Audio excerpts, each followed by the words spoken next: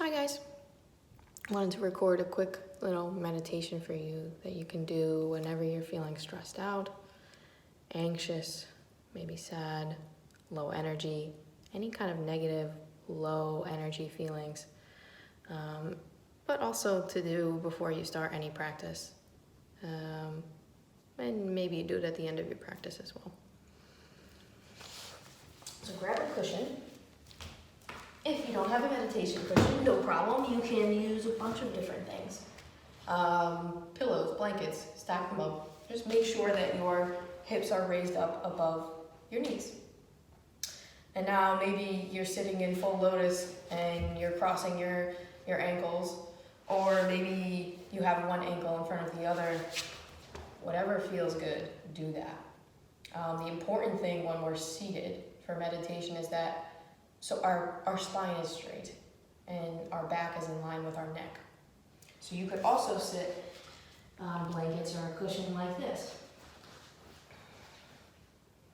And you can see that it still allows my spine to be straight here, but then maybe take some of the tension off the hips or the knees if you have some issues there. So find something that's comfortable, something that you know that you can sit in for however long you want to meditate, 15, 20 minutes. I'll show you what I usually do for my practice, and then of course you can add time where you feel like you need it. So starting in lotus or in the pose I just showed you. And then I want to show you one more thing before we get into it. Your belly is going to want to hang out here, and you'll have maybe an arch in your back.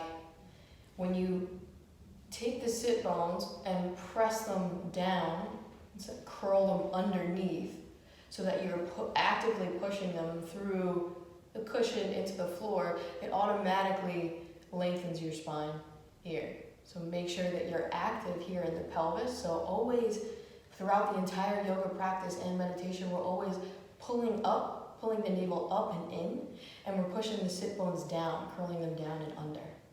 Okay, so keep that. Try to make that a muscle memory because it's so important for all of the poses and everything that we do here. Meditation being one of the most important, right? I mean, it's the goal of yoga. The goal of yoga is to get into a seated position like this and be comfortable. So it makes no sense to do meditation without yoga or yoga without meditation because you won't be able to sit comfortably without yoga. And yeah. So getting started, maybe just rolling the shoulders back, warming it up, because normally we're kind of hunched over, right? So let's open up. You can even do some of these. Just pretend like you're swimming while seated. You can add like a little twist here, just to warm up the spine, warm up the shoulders. Do whatever feels good. Make it beautiful. You know, we just want to find some movement before we settle in for some stillness. Maybe some of this.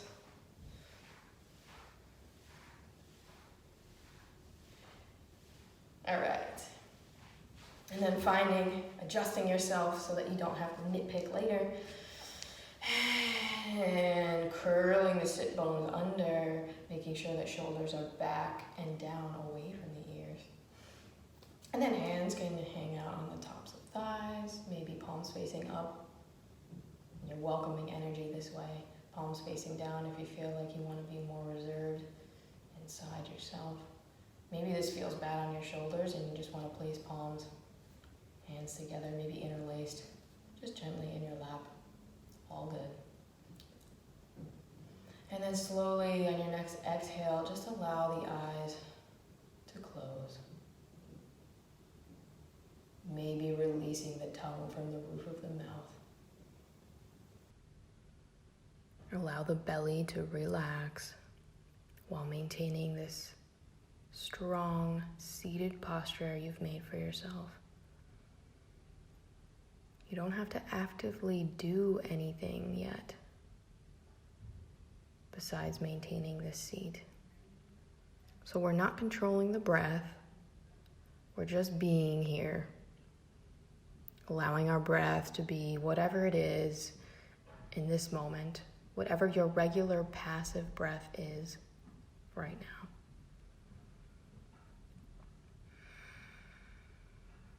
As we sit here, slowing down the body, we settle into the room, we settle into our bodies. We allow the breath to settle and take its unrestrained shape, settling into this very moment.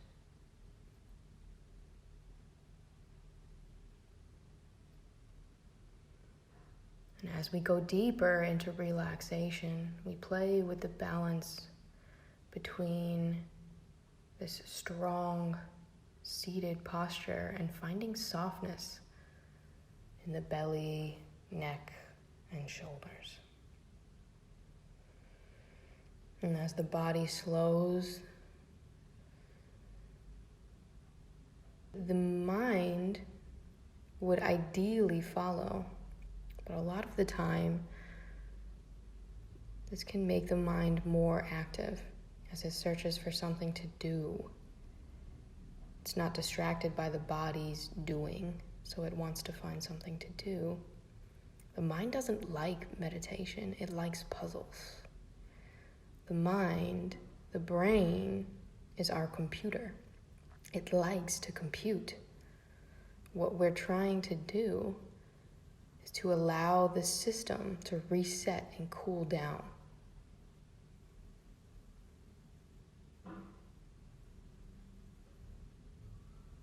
So we're continuing to let go of the day's activities, yesterday's activities, tomorrow's activities, any to-do lists floating around in your head, past, present, future, let them go. Let go of those distractions in your mind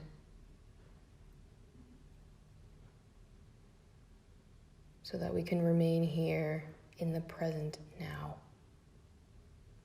So take all of that mind chatter that may be ramping up or not, all of those unnecessary distractions, and trust me, they are unnecessary.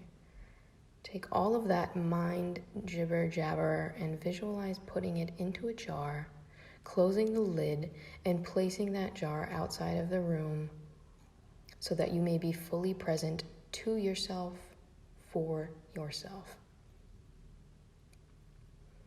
We have been setting ourselves up to just be, just exist. We're playing the role of observer. We are here to experience and witness our lives. For this, you need to be fully present and the mind as empty as possible. This is a no judgment zone. And while that may not be an easy task, I encourage you to be patient and compassionate with yourself as you practice this mindfulness, this mindful awareness. Each time you practice, it gets easier to slow down the body, and the mind will follow. We can now start to turn our awareness from the outside world inwards, starting to notice the sensations happening inside our bodies. The more you settle into your body, the more you'll start to pick up these subtleties. And what I mean is that the body is always communicating with you. How it's doing, what it needs, and where. You just have to tune into that frequency. Meditation teaches us how to tap into that powerful practice of witnessing and apply it to our day-to-day lives. So we first start by witnessing our breath, our normal, regular breathing, as it is without any intervention. So observing your breath, ask yourself how it is. Try to label it in some way. Is it short? shallow breath that's restricted to the top of your chest. Maybe it feels shaky, or you feel a specific tightness in your body, or the breath is getting stuck. Could be your throat, maybe the heart or the belly. Maybe you're super lucky and your breath is already calm and deep. Wherever it is, whatever it is, we're not making any judgments about it. We're not making any judgments about where we would like it to be. We're just simply observing what it is and accepting that. Accepting yourself as you are. Not attaching a why or how or a story to our present being, but just noticing. And now turning your attention to your emotional body, and you can ask yourself, how do I feel right now? Are you grumpy, maybe cranky? Are you anxious or nervous? Maybe you're feeling sad and you just don't know why. Maybe you feel great and you're happy and content. Maybe you're a whole complex of emotions. Notice whatever feelings are there and label them truthfully and calmly. And again, try not to attach a story to why you feel that way. Don't dwell, just accept it so you may let those feelings go. Your feelings need to be felt before they can leave you, but they won't leave you unless you acknowledge them. Maybe here you can make a connection to the way you feel with the way that your breath is. As emotional sensations progress, they can present themselves physically if they're not properly dealt with, and vice versa. So these are your body's attempts to communicate problems to you. And like a good friend, you should listen. So to reiterate, we're not listening to our minds. They're just trying to distract themselves with unnecessary puzzles. But we are listening to our bodies, our breath, our feelings, our emotions. There's no need for logic here. And so the mind is not needed in this case. So maybe after locking away our mindful chatter at the beginning of this practice, you now notice more chatter. It's fighting you, maybe. And that's okay. Notice this, but don't allow yourself to dwell and analyze in this space. Tell yourself that you can think about whatever it is that your mind is nagging you about later. Right now is not the time. And don't beat yourself up for the way you are or any self-dialogue that might be happening, because that self-talk is always going to be there. But the key is knowing that you can choose to listen or not. You can choose how you relate to that, whether or not you engage with it. And the more you keep choosing to watch and listen instead of engage, the quieter that voice in your head becomes. It's important to know that we aren't resisting it and saying to ourselves, no, I will not allow this chatter to continue. That will cause even more traffic in your mind. Instead, we allow the conversations in our head to exist as we exist, but we do not pursue them. We witness them floating by in our minds. We witness them floating by in our mind's eye like an internal movie. Now we can turn our attention back to our breath, getting ready to engage it in a 3-part yogic breath. So slowly starting to deepen our breath, lengthening our inhales and exhales, harnessing the power of prana. Here you can contract the back of your throat utilizing ujjayi breath if that's in your practice. It's the breath you use when fogging a mirror or to clean your glasses. It sounds like soft ocean waves.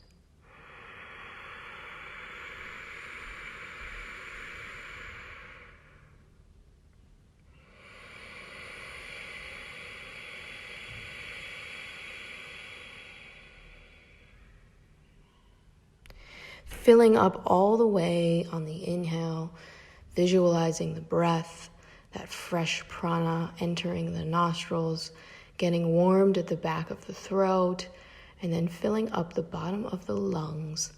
This is causing your belly to rise. Then filling up the middle of the lungs. This will cause the chest to open slightly. Then the top of the lungs fill, causing the shoulders to drop slightly as the crown of the head is reaching towards the sky with each step. You can both feel this happening in your body and at the same time watch this in your mind's eye through that feeling. See if you can sit with your lungs full for a few moments before starting the exhale. Engaging the diaphragm and abdominal muscles, you can start to actively exhale, pushing belly button towards the spine, steamrolling all of that breath out from bottom to top as you feel your sit bones grounding into the cushion, settling you into your seat even more. And see if you can sit with your empty lungs for a few moments before starting the next inhale. This will help in slowing down all the movements so that you can get the maximum breath exchange. We'll continue these deep yogic breaths for about 5 minutes or so. Keep visualizing the breath going in and out of the body, filling up all the space possible. Slow, deep, 3-dimensional big belly breaths in, and slow, controlled, grounding breaths out. Imagine filling up every single crevice, every single alveoli, those little tiny air sacs in the lungs, are being inflated. Inhaling to your maximum and exhaling to completion.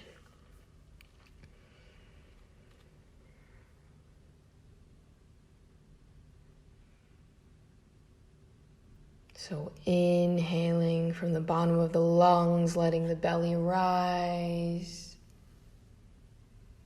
Coming to the middle lung, chest is opening. And at the top of that inhale, shoulders drop back. Pausing with the full lungs for a few moments to let all of that prana and oxygen restore your body. And then exhale, pressing belly button to spine, engaging abdominals. Active exhale, pushing all that air out. Slow, mindful, controlled breaths. You can take this breath work one step further by harnessing that fresh prana and mindfully sending it to anywhere in your body that you feel tightness or tension. This is called directional or intentional breathing. By directing your energetic attention, your awareness to a particular sensation in the body, you are communicating back to your body to focus there, heal there, to go deeper there. Envision the in-breaths traveling to these vulnerable spaces in your body and physically breaking the tension up, while envisioning the out-breaths clearing out the debris, anything that was stuck there, anything not serving you, anything holding you back is swept away with the exhales.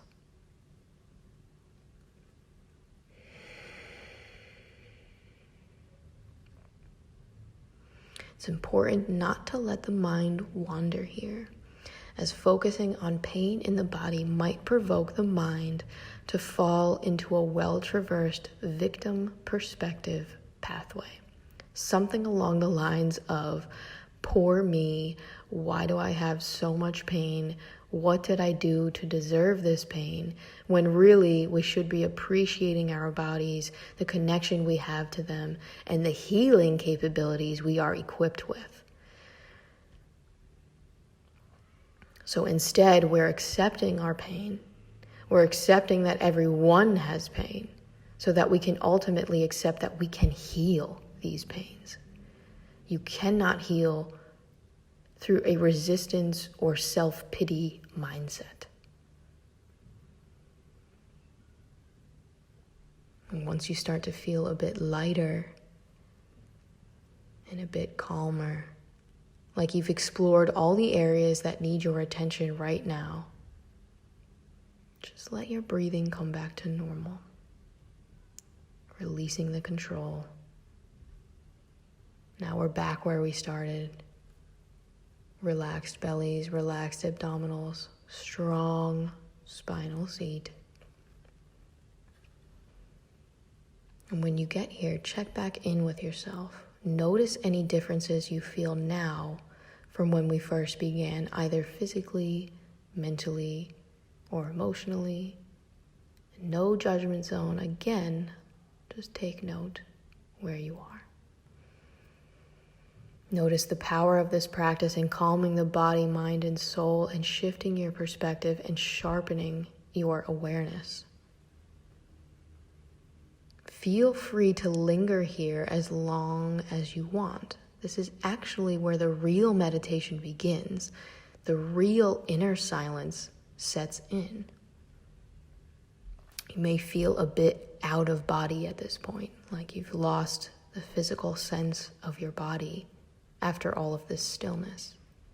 Your breath might start to fade as it becomes increasingly subtle, as will your sense of time. That is a good sign. I encourage you to stay in this temporally unknown space for as long as you like, continuing to experience yourself, witnessing yourself, letting everything fall away.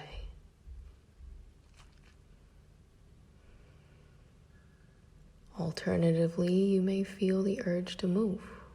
That's also very likely and very okay. Have patience with yourself. This will be different every time you practice it. Try not to set expectations for what it should be like, feel like. Be happy that you made time and showed up for yourself. We are actively changing our perspective of ourselves and subconsciously everything around us with this practice.